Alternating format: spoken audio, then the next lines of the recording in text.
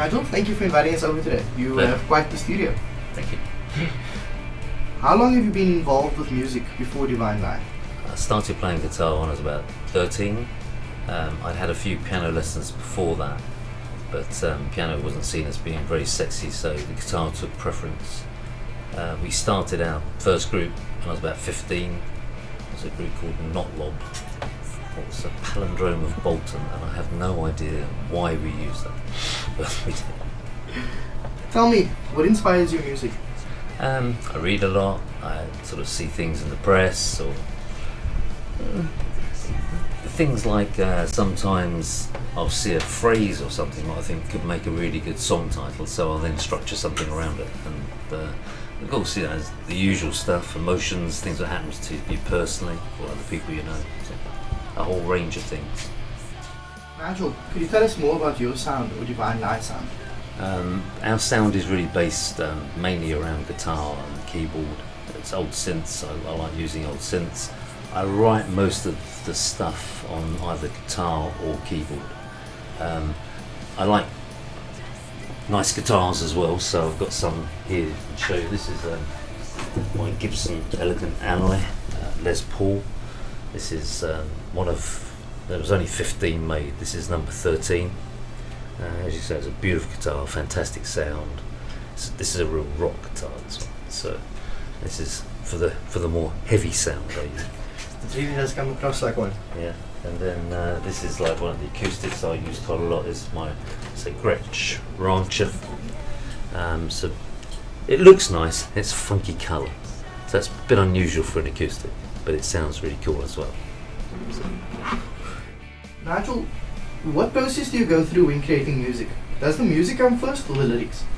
I would say most of the time the music comes first. So I will think of a riff or a tune, and I work that out, then work out the lyrics go afterwards. But sometimes I do write the lyrics first, because sometimes if I'm thinking of just lyrics, and I'll write down some that are almost complete, then I'll fit the music around those. But music first most of the time. How has your music changed over the years? It has changed quite a bit, really. The sound has. Our sound is based around guitars. Obviously, that hasn't changed much, but the synths has. I like old synths, but of course, we now use new synths, such as the more modern synths we might use are these ones here. What are like the latest Roland System 1 and the Arturium Mini Brew, and I like a lot of small synths as well. We have the Bastel Micro Granny around there. So these are all quite unique sounds, but I like mixing that with like some really old sounds still, such as we've got over here, that's a really ancient Philips with a cassette tape this works on, and it just gives you a really unique sound. And then I will use more eclectic synths, such as this Russian synth here. Well, I can never work out the name of it. It's just Russian. It's all in Russian, but it sounds so bonkers.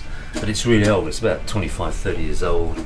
Then most of the synths I used, certainly what I originally started to use, are old synths, what have their own sort of different sound and different properties. So they make you play them differently.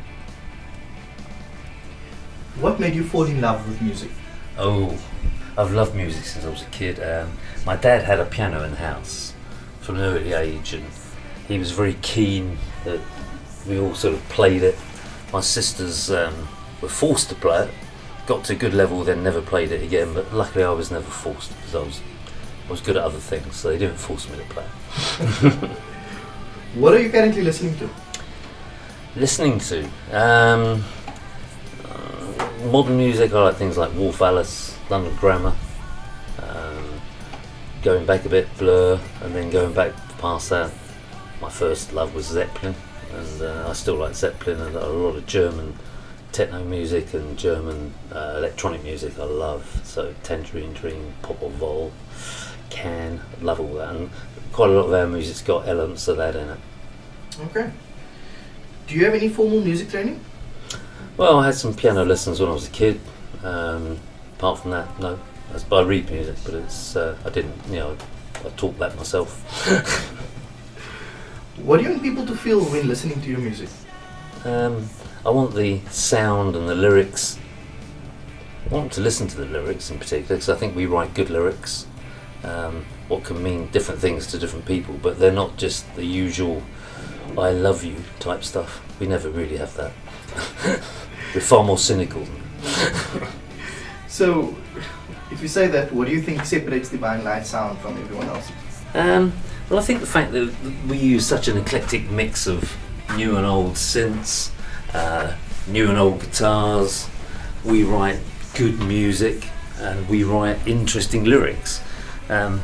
Lyrics, I do think lyrics have gone out the window a bit, and so we like to write lyrics that do mean something. Like quite a lot of our tracks are heavily political, and almost protest music in a way, but with modern sound, I hope. Have you done any collaborations? If so, who was your favourite collaboration with? I did some dance music stuff. I'd rather not mention with who, but it was okay. But not my scene, really. I find dance music I find quite easy and quite repetitive. So but people who do it are really good at what they do, but it's not for me. Going back to your kind of music, what is your favourite Divine Light song? I would have to say Constantly Disappointed Toleration. What is the name of the new album, by the way? But it's a really good song, and sort of sums up what a lot of us feel like. Constantly disappointed, but we tolerate it.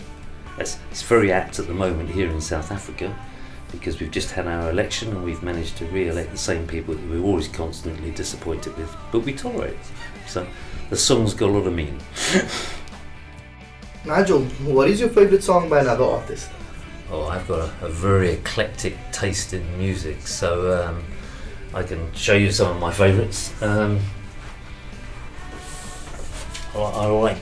love John McLaughlin, so anything by John McLaughlin I listen to. He's a fabulous guitarist, so that's one of my more favourites.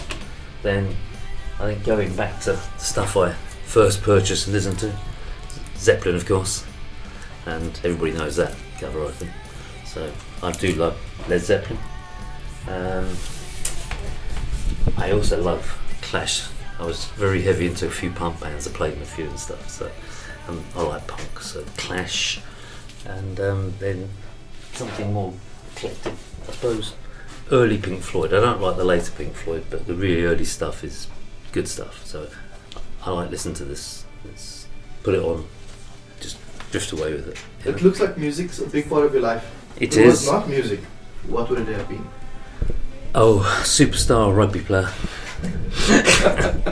I nearly got there, but I broke everything on the way.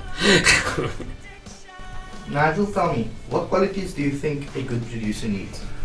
Oh, well, these days, I think a good producer is someone who's going to be very good on computer systems, because we do most things these days via computer systems.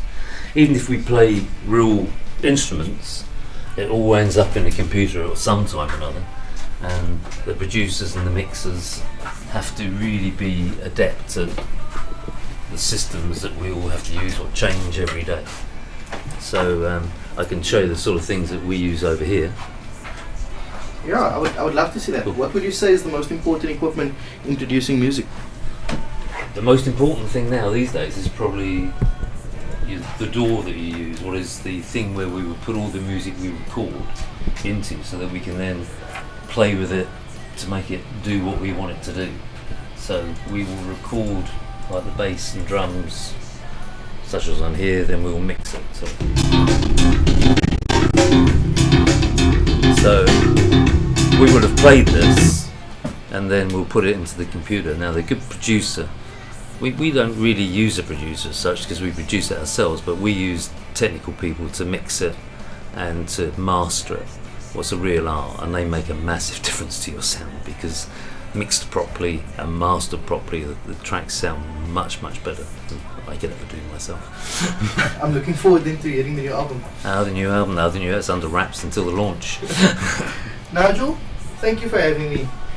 Before I go, is there any last words? Not really. Well, you could have bought our last album. This is the last one. But the new one is called Constantly Disappointed Toleration, and it's out in July this year. Thank you for the interview. I'm looking forward to it. Thank you so much. Cheers. Cheers. Bye now.